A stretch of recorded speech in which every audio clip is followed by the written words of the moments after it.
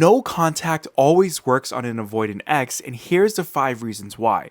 The first is that it removes their emotional safety net. They're used to you always being readily available no matter how distant they act. And when that access disappears, it destabilizes them. They are heavily reliant on you being the one to always have that net and always be the person to understand them and be willing to do whatever it takes to make sure that they're seen, heard, and understood and felt comfortable. And because of that, they've grown accustomed to it and they believe that this is how things are always going to be. But when you no longer make that available to them, this is going to be something that's going to put them into a panic because they don't know how to regulate their own emotions. They are heavily reliant on the things that you do, and they may think to themselves that it's them that's really doing this, but in actuality, it's because of you. And this is something that they realize in this moment, and they don't know how to respond to this. And you may think that this would be an opportunity for them to start building that up for themselves and figuring out what that looks like, but that's something that they aren't going to do because of this avoidant attachment style and causing them to not want to work on things like this due to it potentially causing them to feel vulnerable or dealing with certain emotions that they're not going to want to feel in order to create that safety for themselves. So essentially, an avoidant is only going to feel your value when they can't feel your presence anymore, and that's what no contact does. The second thing is that it gives them space to actually feel. Avoidants suppress emotions until they're silent. Essentially, without your energy and presence, their feelings have nowhere to hide. They're going to have to feel all of those emotions that they were suppressing down because there's no distractions. An avoidant does a really good job at distracting themselves with either excuses or going out and hanging with other people. That tends to be why when you go no contact, you see them being more active. But there's going to come a time where they're going to be by themselves and they're going to have to deal with these emotions and these realizations. And especially on top of this, if they're not having any insight into what is going on with you, they're naturally going to wonder what is going on. And they're going to start to come to this realization of the magnitude of losing someone like you because they do want you in their life. It's just that this avoidant attachment style is not allowing them to feel and express those emotions that would allow this relationship to be healthy and to also work on conflicts that the both of you need to if this relationship is going to last. So your silence will essentially become their mirror that they can't avoid, and they will feel and experience what they have been doing to you, which is something that they're not going to know how to respond to or handle because they're used to and relying on you to be the one to fix things. Which segues perfectly into the third reason, and that is it breaks the pattern of pursuit and retreat. Every time you chase, they pull away further. You have been probably so used to this way of being, and it's something that frustrates you so much because all you're trying to do is just do whatever you can to try to get this person to sit down and work on these things so that you guys can have a healthy relationship that you know you can have if this avoidant attachment style is worked through. But as you probably are very aware, this only seems to push them away even further. And this is on purpose due to this avoidant attachment style. And the quick reason as to why this happens is because there's something that's causing them to feel vulnerable or an emotion that they don't want to feel or express to you, so they would rather just push away and avoid this at all costs.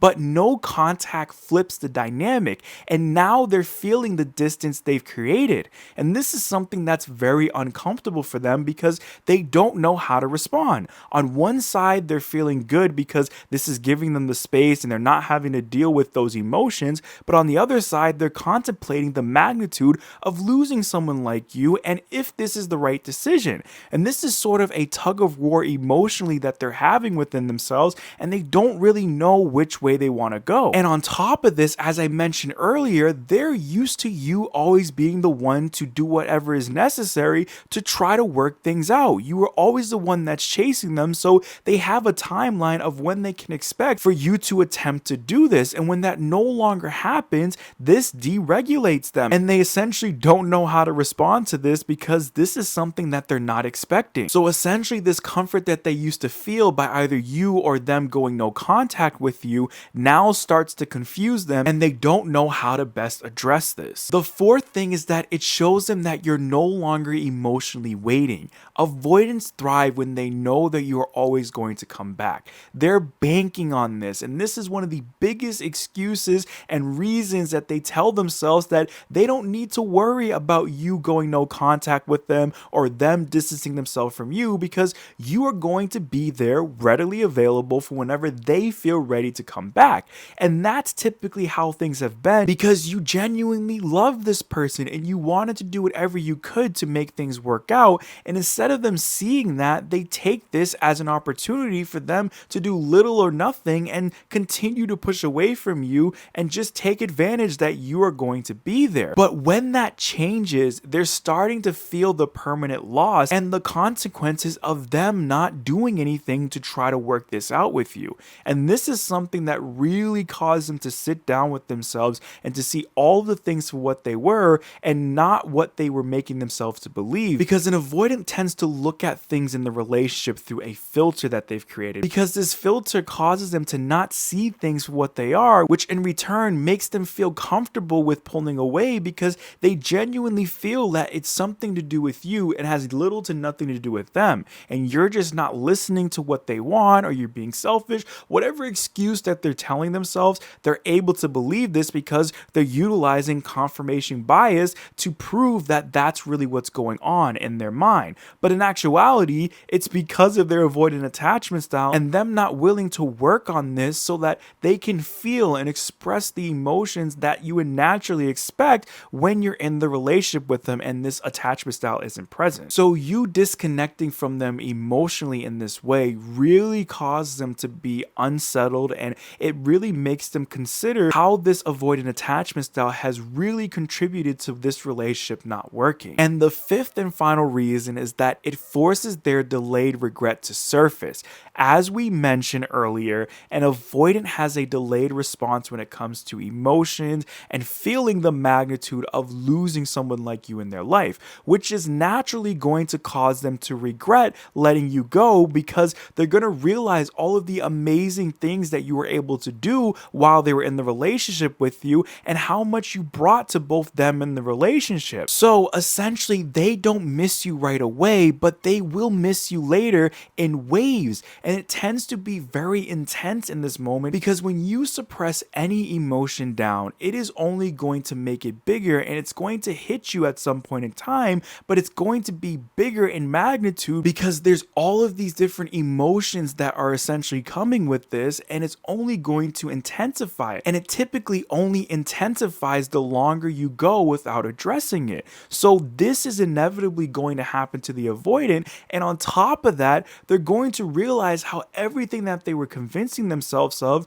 was a lie due to this avoidant attachment style. And this typically tends to be where they may try to do something drastic, like directly reaching out to you and confessing their love or willingness to want to try to work things out. And it may be so confusing to you because it tends to happen so far after the breakup, and you probably are moved on at this point.